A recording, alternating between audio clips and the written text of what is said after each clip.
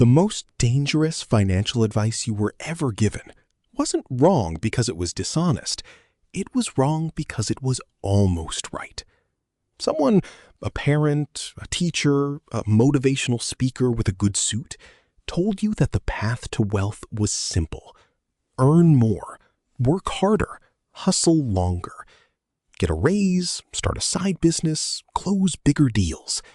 And you believed them because it sounds logical. Income goes up, wealth goes up. That's just math, right? Except it isn't. And the families who have held wealth for 2, 3, 4 generations, the ones who never appear on Forbes lists but quietly own half the commercial real estate in your city, they know something you were never taught. They don't think about wealth the way you do, at all. And once you understand how they actually think, you will never look at your own financial life the same way again. Here is the belief that almost every working professional carries. If I can just earn enough, I'll be set. It's the engine behind every promotion you've chased, every side hustle you've launched, every 6 figures goal you've quietly written down in a notebook somewhere. And the market loves this belief. It sells you courses, certifications, conferences, coaching programs, all built on the premise that your income is the variable that changes everything. But here's what nobody tells you. In the United States alone, roughly 70% of wealthy families lose their wealth by the 2nd generation. By the 3rd generation, that number climbs to 90%. 90%. These aren't people who didn't earn enough. Many of them inherited small fortunes. They simply didn't know how to keep it. Meanwhile, the Rothschilds have maintained meaningful family wealth for over 2 centuries. The Rockefeller family, despite John D. dying in 1937, still controls assets through a family office that has outlasted empires. The difference was never income. It was never hustle. It was a fundamentally different understanding of what wealth actually is. The mainstream belief is that wealth is a number you're trying to reach. Old money knows that wealth is a condition you're trying to maintain. That single shift in perspective changes every financial decision you will ever make. Insight 1. New money asks, how do I make more? Old money asks, how do I lose less? This sounds defensive, maybe even defeatist, and that's exactly why most people dismiss it and stay exactly where they are. Old money families operate from a concept that capital preservation is the primary financial objective, not growth. Growth is secondary. This isn't timidity. It's a sophisticated understanding of how wealth is actually destroyed, which almost always happens faster than it's created. Think about what this means in practice. The Medici banking family in Renaissance Florence didn't build a dynasty that lasted 3 centuries by finding the highest yield investment in 15th century Europe. They built it by developing an obsessive, almost paranoid system of risk management, spreading capital across cities, currencies, and asset classes specifically so that no single failure could unwind everything they built. For you, this reframe is immediate and uncomfortable. Ask yourself honestly, what percentage of your financial energy goes toward protecting what you already have versus chasing what you don't yet have? If the answer is almost none, you're thinking exactly the way the system trained you to think, and exactly the opposite of how generational wealth is built. The first principle isn't earn more, it's lose less, and those are not the same thing. Insight 2. New money by status. Old money by silence. There is a very specific psychological pattern that follows first-generation wealth, and it is almost universal. The moment someone crosses a meaningful income threshold, they begin to signal it. A new car, a bigger house, a watch that costs more than their parents earned in a year. This isn't vanity.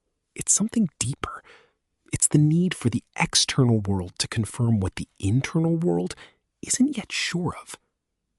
Old money has no such need, because old money families have had long enough to understand something that takes most people a lifetime to learn. Visible wealth is a liability. When the old Bostonian Brahmin families, the Lowells, the Cabots, the Lodges, were at the height of their influence in the 19th century, their social code explicitly discouraged ostentation, not out of false modesty, out of strategy.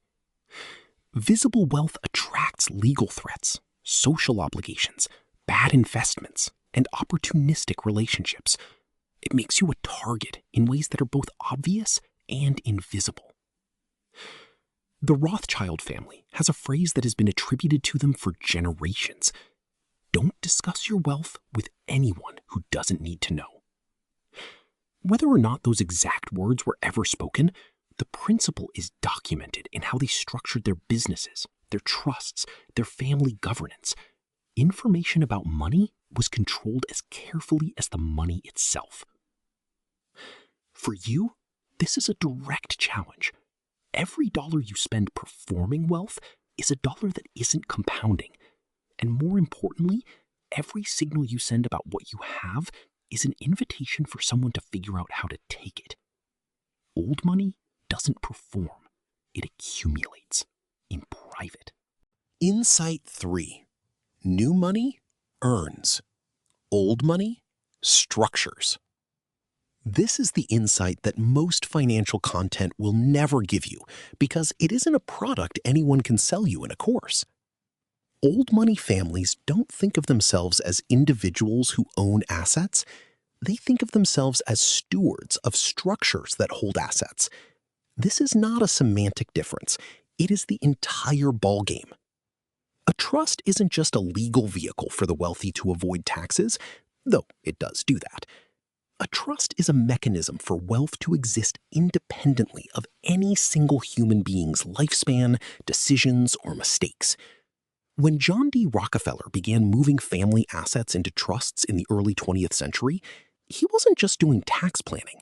He was engineering a system where the wealth would outlive not just him, but every one of his descendants' capacity to destroy it through bad decisions. The structure itself became the guardian of the wealth, which means no single heir, no matter how reckless, how addicted, how easily manipulated, could unwind what generations had built. The wealth was protected from the family as much as it was protected for the family.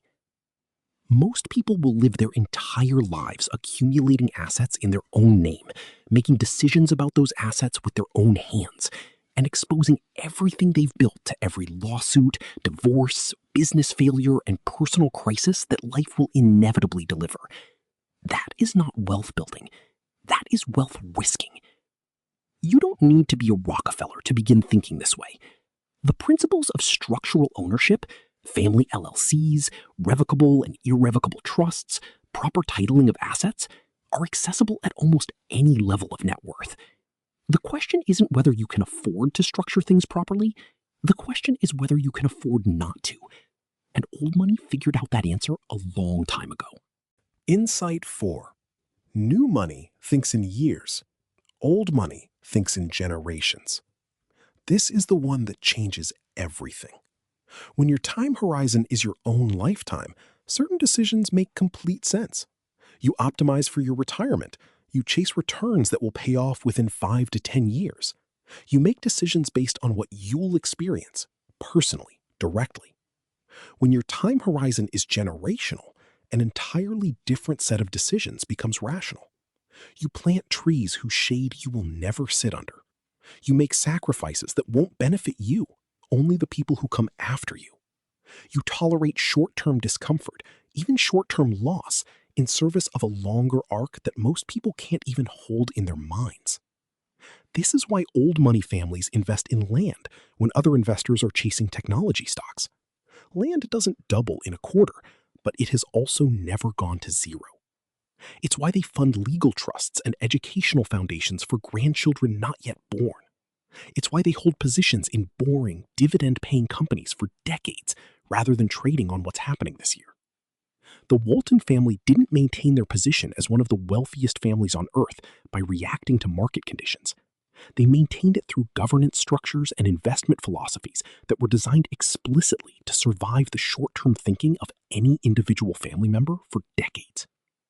And here is where this becomes deeply personal for you. You probably don't have a family office. You probably don't have a multi-generational trust, but you do have a choice right now about the time horizon inside which you make decisions. You can ask yourself, not what does this do for my portfolio this year, but what does this do for my family in 20 years? That question alone will eliminate half the financial decisions most people make and quietly make you richer than almost everyone around you. Here is the reframe, and it is uncomfortable, so stay with it. You were taught to chase wealth like it was a destination, a number, a milestone, a moment when you'd finally arrive. But old money doesn't think of wealth as a destination. It thinks of wealth as a living thing, something that requires protection, structure, and a time horizon longer than any single human life. The families who have held wealth across centuries didn't have better opportunities than you. They didn't work harder than you. They simply refused to play the game the way the game was marketed to them. They played a quieter, slower, more patient game, and they won in a way that compounded across generations.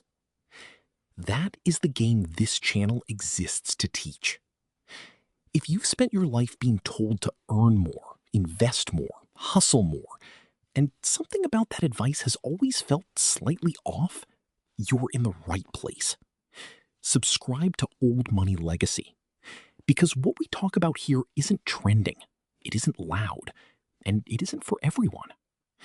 But for the person who is ready to stop chasing wealth and start building it the way it was always meant to be built, we'll see you in the next video.